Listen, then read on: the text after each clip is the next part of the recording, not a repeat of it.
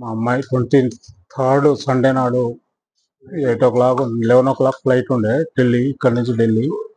8కి ఇంట్లోకి వెళ్ళింది, cab book చేసుకొని పోయింది ఢిల్లీ టు కాఠ్మండు. కాఠ్మండు పోయినాక మాట్లాడింది. సండే నాడు నైట్ మాట్లాడింది, మండే మాట్లాడింది, ట్యూస్డే నాడు ఈవినింగ్ 7:30 దాకా మాట్లాడింది. తర్వాత కనెక్షన్ లేదు. నెక్స్ట్ డే దాని వీసా, చైనా వీసా కోసం ఇమిగ్రేషన్ ఆఫీస్ పోవాల్సి వస్తుంది. రేపు సిగ్నల్స్ ఉంటాయో ఉండయో, రేపు మాట్లాడుతానో లేనో అని చెప్పాను.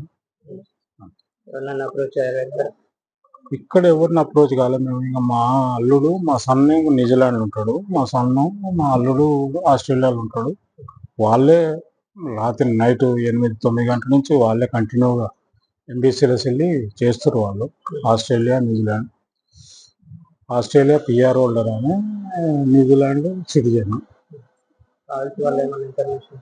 ఎవరు రాలేదు ఇంకా మళ్ళీ ఆస్ట్రేలియా నుంచి అయితే ఇద్దరే వచ్చింది ఇక్కడికి.